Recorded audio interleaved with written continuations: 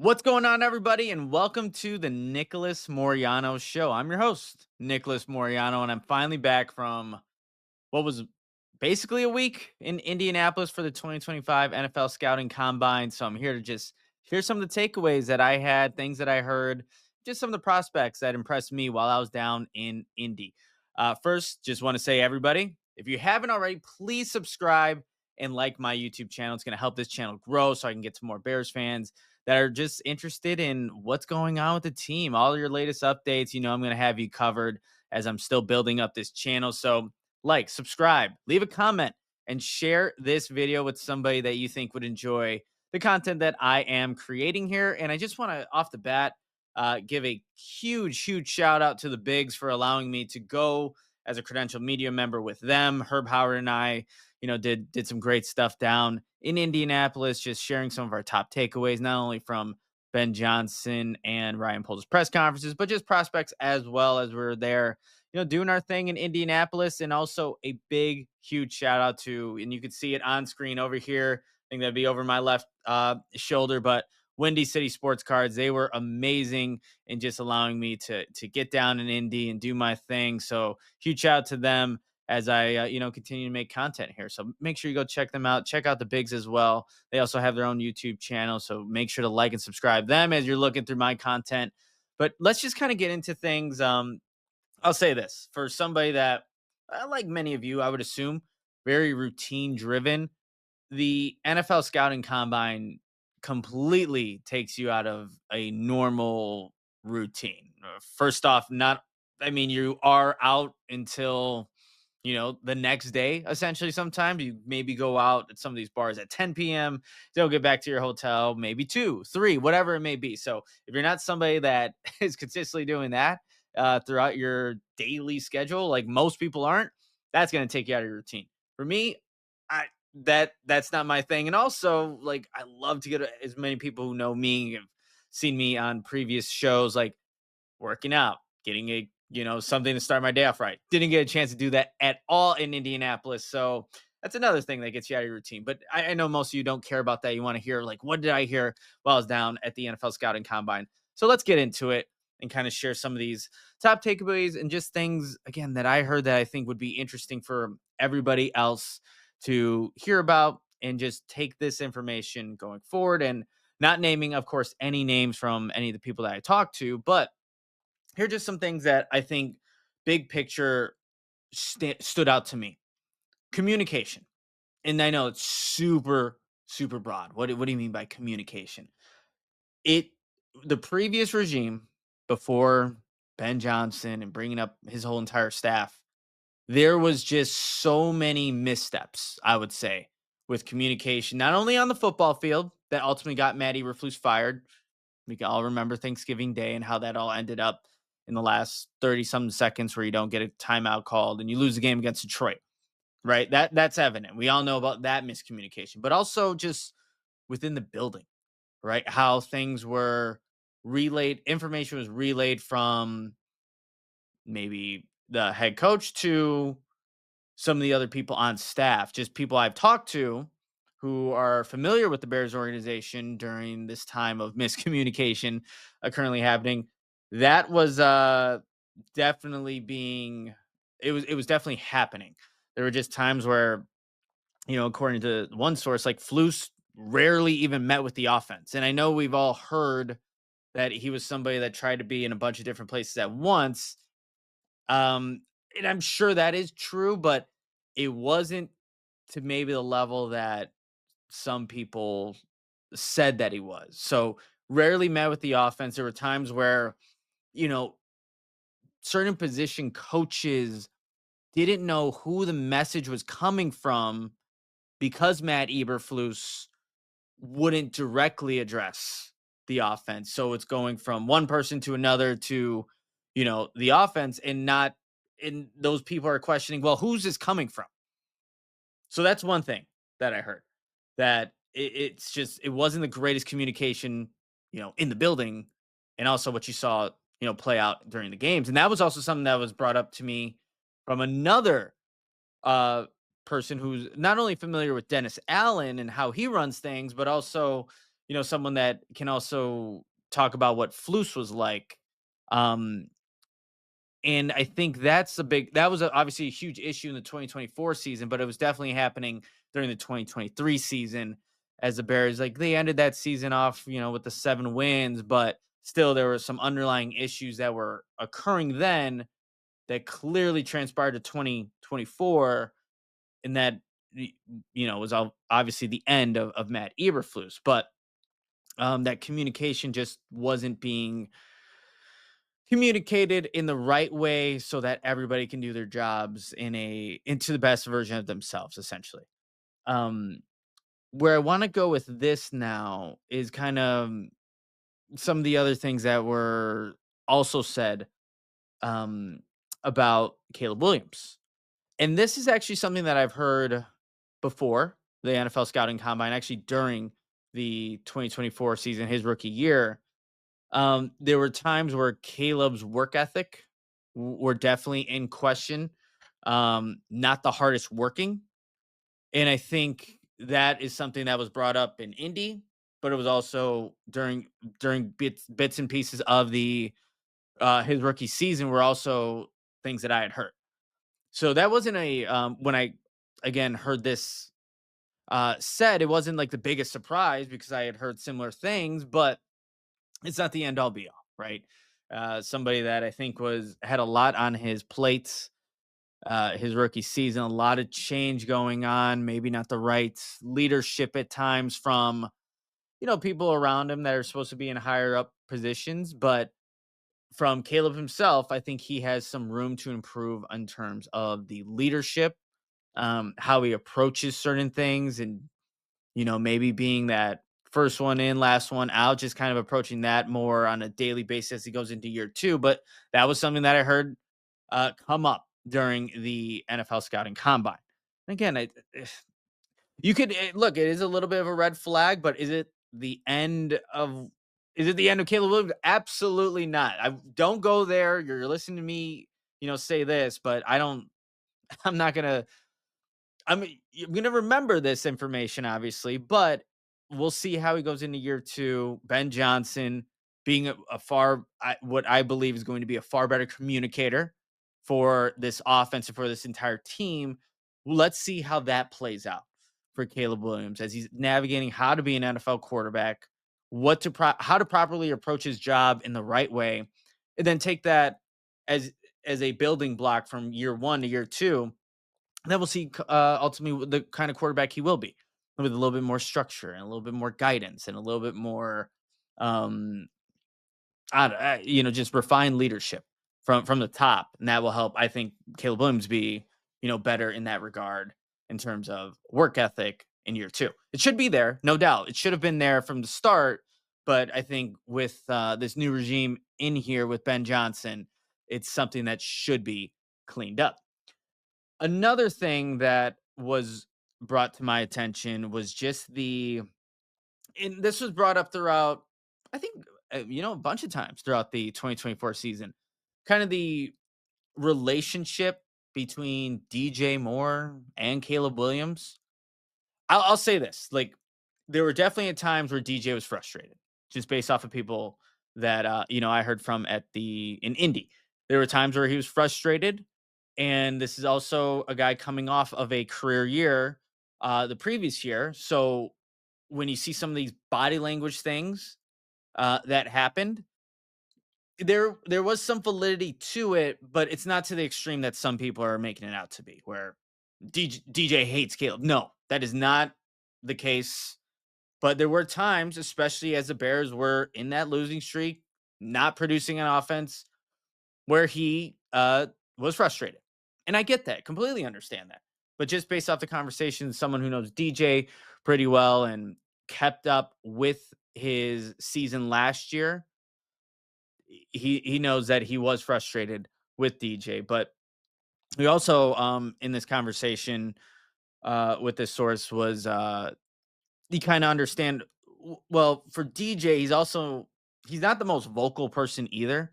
And I think if you're on the outside looking in, you can kind of tell, like, he's not the most vocal guy. He kind of almost leads by example on the football field, but even when things are not going the right way, he might not be the most vocal person in the room to address something. He won't address it maybe in particular with like the Caleb, but maybe would go to a position coach instead, and instead of like maybe attacking the problem head on.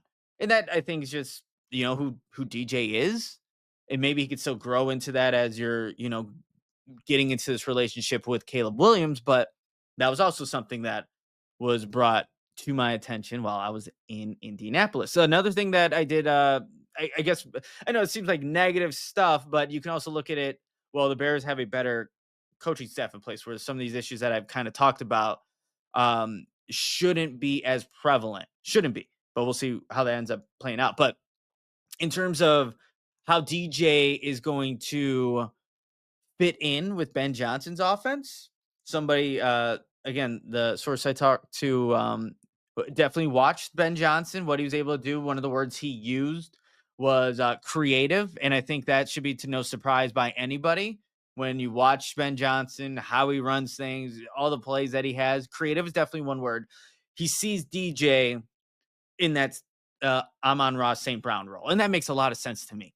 You think of those deep digs over the middle of the field. That's such a huge staple in Ben Johnson's offense. Well, when DJ was having his career year in 2023, you can cite that play many, many times where DJ was open, get the ball in his hand as he's making that break over the middle of the field and then getting some yards after the catch. And to no surprise, too, DJ is best when he gets the ball in his hands and he's able to get the yards after catch. No, that shouldn't be groundbreaking information, but it was relayed there. And also, he's that.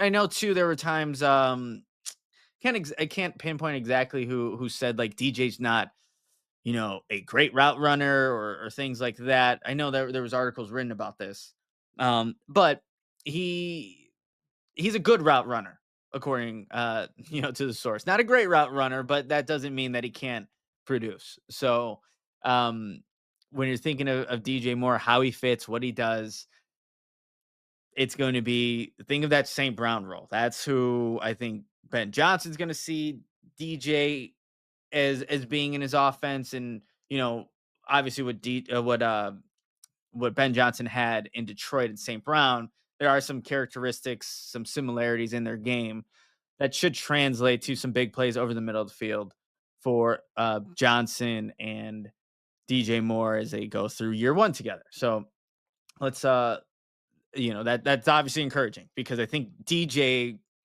is easily capable of doing some of the things that St. Brown did.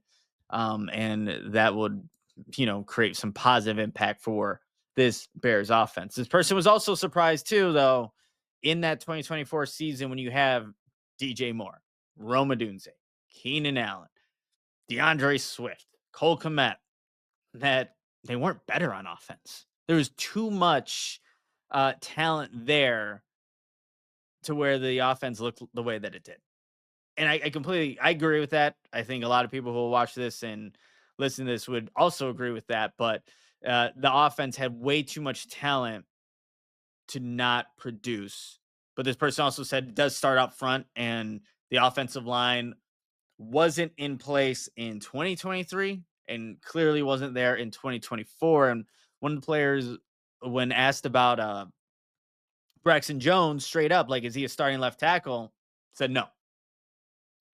And I think that's also going to be interesting how the Bears are approaching some of these draft picks. And I'll highlight a couple here in a little bit as we're kind of rolling along here with the show. But this one person thought that was their opinion. Braxton Jones, not a starting caliber left tackle.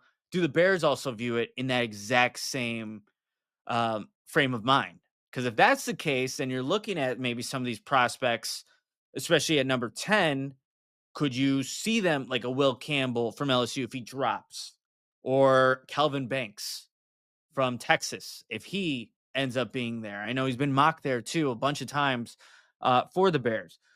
So that's going to be very interesting, but that's just how one person viewed Braxton Jones. Let's see what Ryan Poles, Ian Cunningham, Ben Johnson think. when they see a guy like that. We know how Ben Johnson thinks of Darnell Wright, sees him very similar to the Penei Sewell type of player, he said in interviews, but we haven't heard much about Braxton other than he's progressing in his off-season status after getting surgery, and we heard that from Ryan Poles on last Tuesday.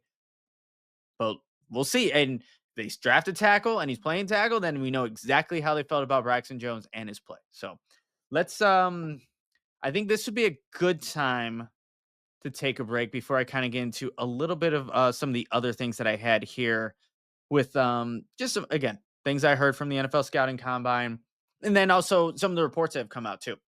But first, I just need to shout out Windy City Sports Cards. And look, if they specialize in buying and selling all things related to Chicago sports, whether you are a diehard fan of the Bears, Bulls, Cubs, White Sox, or Blackhawks. Look, they got you covered with an extensive selection of sports memorabilia and collectibles. In addition to their Chicago focus items, look, they also offer a vast collection of sports trading cards and memorabilia from your favorite teams and players. Visit their online store to find exactly what you are looking for to complete your collection or discover a new favorite. And I'm actually, like, you can't see because I need to back up a little bit, but I'm rocking the Windy City Sports Cards merch here over my right shoulder. I mean, look at the hat there. You want to look in style. You can also rock one of the hats. I think it's a cool little display piece on the back of my background there. So I'm gonna keep that there from now on. But check them out. They're awesome people, and you can get some great products too from Windy City Sports Cards. All right, let's go into a couple more things that I had in here. Dennis Allen. I think I mentioned him a little bit, but from what I heard from people that are familiar with Dennis and how he runs things, it's I don't think it's too much of a stretch to say it's going to be a night and day difference from how maybe Eberflus approached some of the things, but organization was the word that was brought up and having a plan. And I think when you're looking at how that defense really after Andrew Billings went down, that's where that defense took a dip in a bunch of major statistical categories, stopping the run, getting after the quarterback, things like that.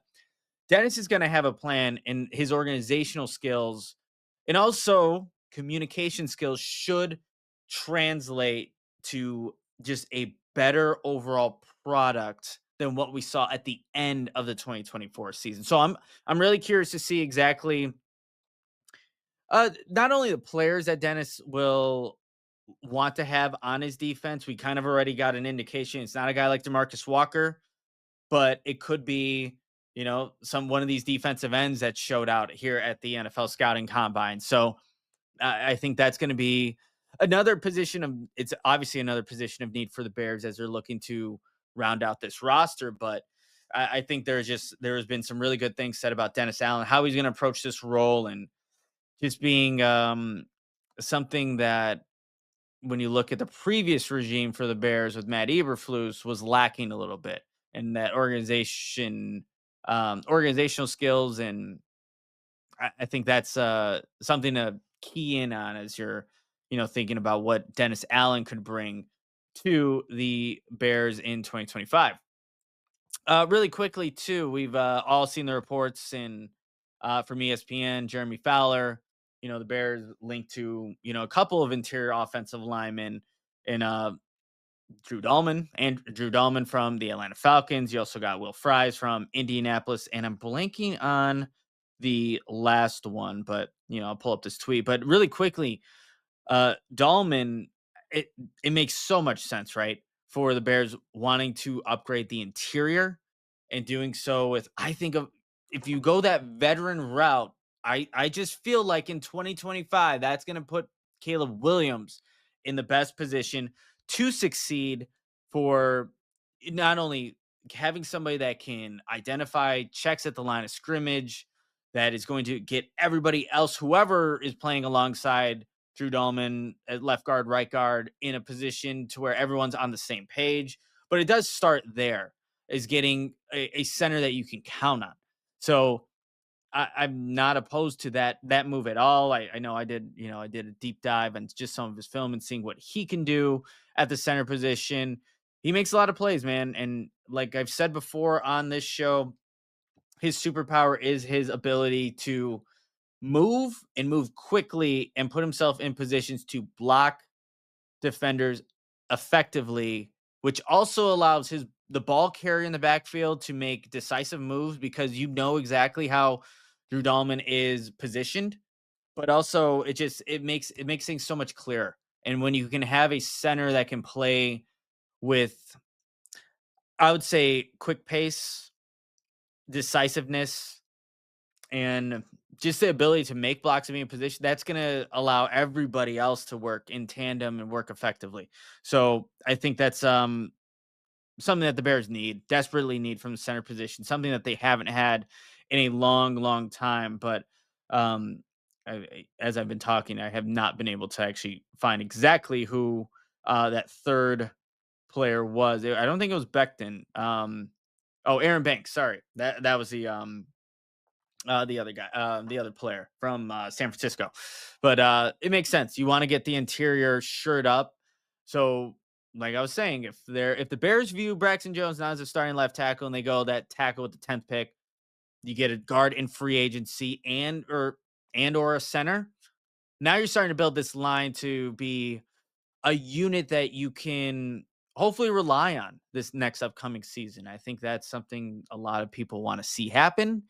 I'm sure Caleb Williams wants to see happen. Ben Johnson wants to see happen. So it'll be fascinating how everything kind of starts to trickle down in free agency. The tampering period will be the first part of the puzzle for the Bears as they're filling out the roster, doing what they need to do to build this in the way that I think is the going to lead to some success in 2025 because we didn't see enough of that last season. In terms of just players that I was able to hear from at the NFL scouting combine, I'm going to highlight specifically some of those. Well, actually, some of the running backs too, but the offensive lineman. I was a Calvin Banks from Texas was somebody that I was impressed with.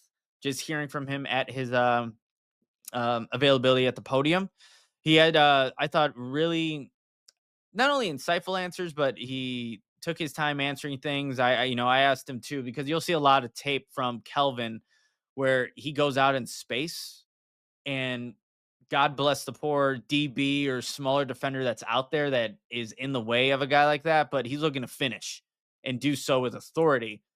I asked him, what's that mentality like? And he essentially, like paraphrasing here, is like, yeah, you need to block their face off, I believe is the words that he said. And I can actually look that one up, but that's how you need to approach a tackling or not tackling, blocking some of those smaller guys. Because if you do anything else, you're going to miss. Like if you're trying to dance with some of these DBs or guys that are smaller, more agile, can beat you with quick foot speed, you're not going to make that block. He said, first thing that goes through my mind is just run through his face.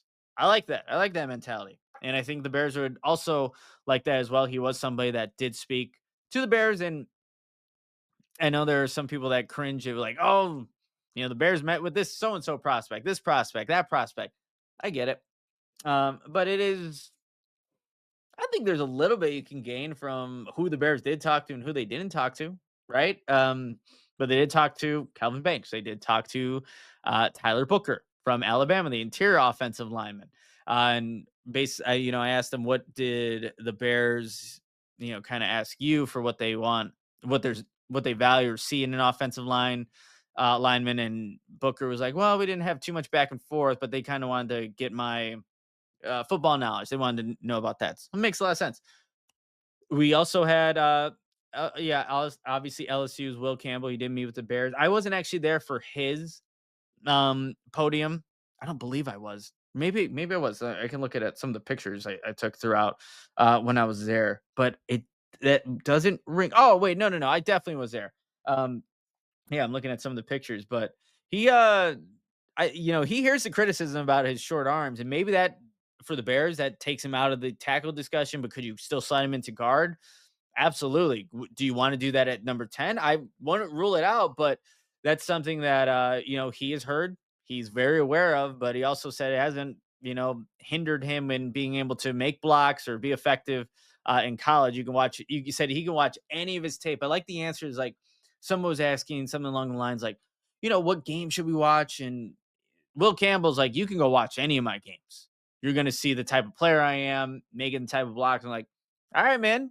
I like that. I like that confidence in yourself. Like any of the tape doesn't matter. And he was also highlighted how many potential first round draft picks he's gone up and blocked against, and there's a lot of them. But you can watch any of his tape. He's gonna feel confident in what his takeaways are, or what your takeaways may be if you watch him on the football field.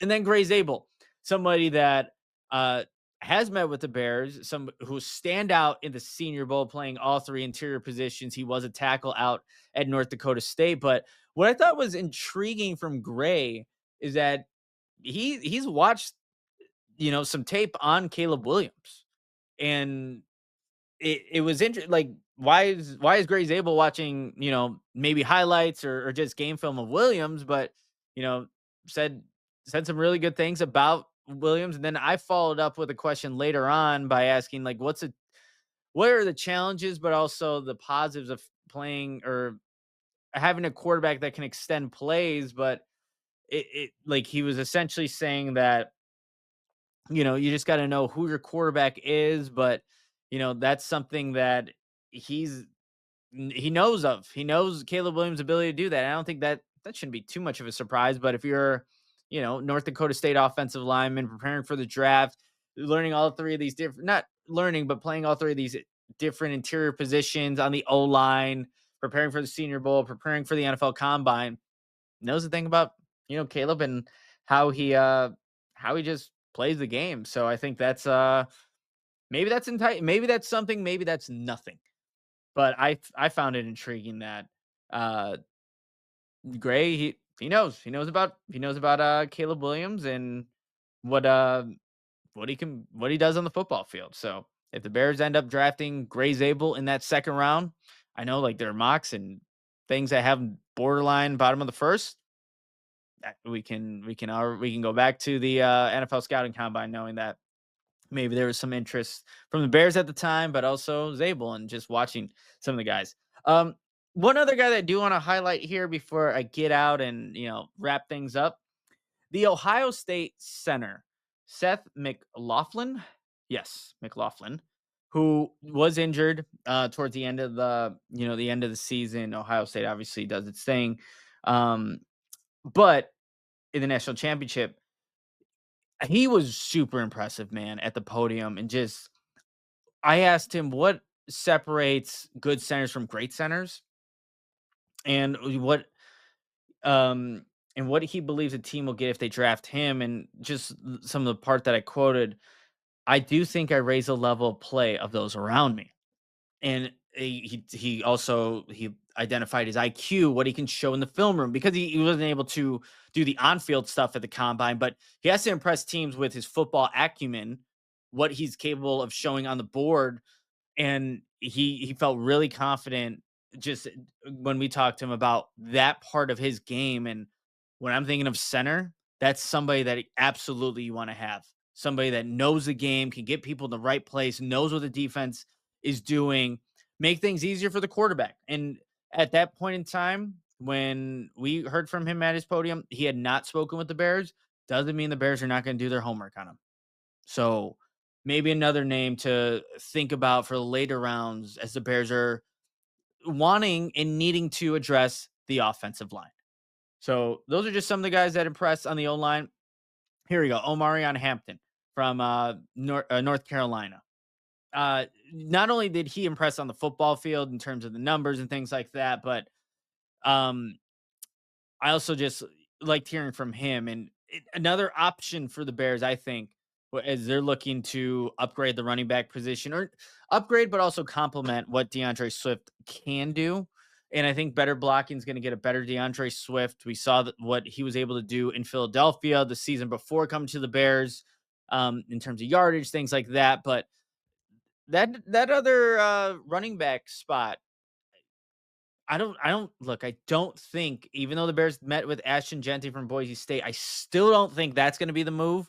And Daniel Jeremiah had a really, really good point during the broadcast about, if you're whether or not teams are looking to upgrade the running back spot with a high draft pick, and essentially said he wants all the carries to matter for a running back. And in the Bears situation as it stands today, you drafting a and of course by the draft they'll address some part of the offensive line, but will that rookie running backs carries matter as much if you draft a guy at 10, knowing that that draft capital could have been used on somebody on the offensive line? I don't think it does.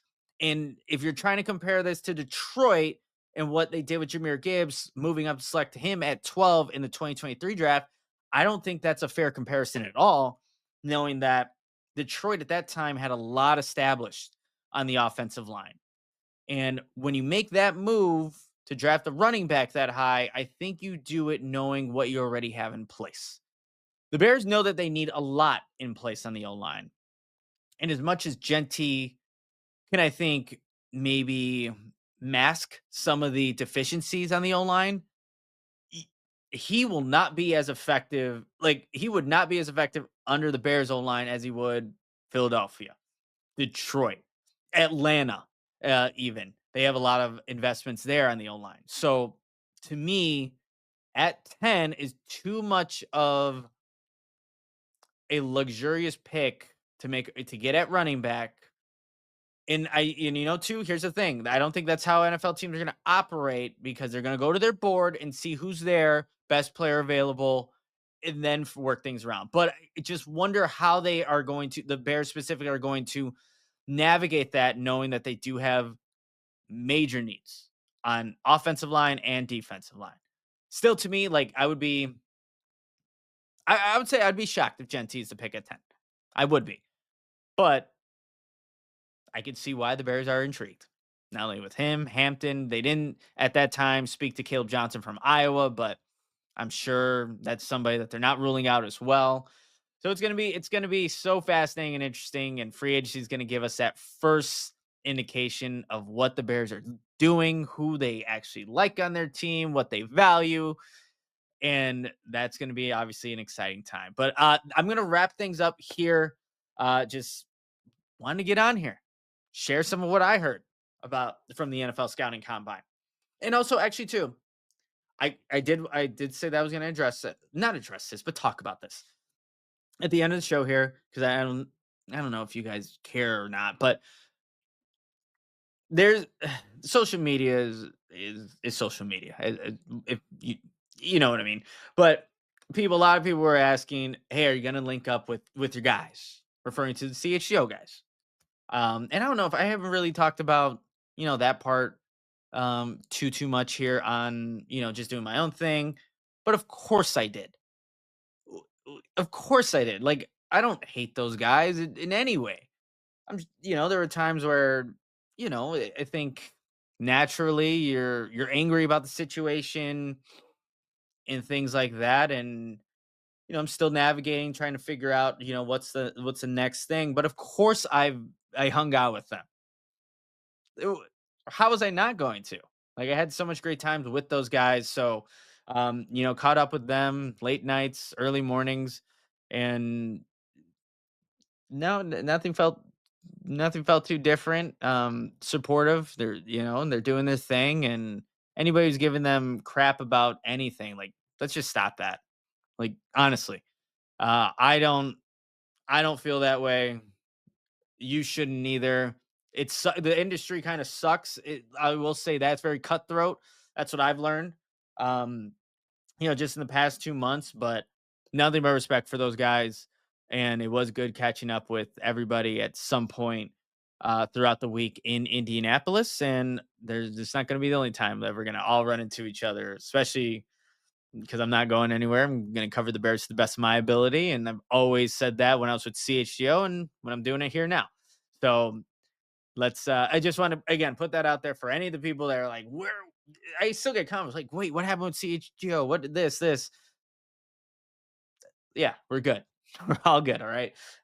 So just wanted to, close off the show with definitely addressing that. So people know exactly where everything stands. And like I said, you're going to see more from me doing my own thing here at the Nicholas Moriano Show. But please like and subscribe to the show. Tell a Bears fan, leave a comment, and then just any feedback on your guys' part that you think I can do things better. And eventually we're gonna get a nice little logo here, an intro that I'm really excited to unveil here in a little bit. So that's gonna be a lot of fun. But keep this going, keep the momentum going. Love seeing all the support that everybody has shown throughout the week, and for the past couple of months, it's been awesome. So, closing things out, NFL scouting combine, my top takeaways, things I heard. Make sure you like and subscribe to the podcast, and there'll be plenty of more content with free agency on the horizon in the next coming days and weeks. But until then, bear down, Chicago.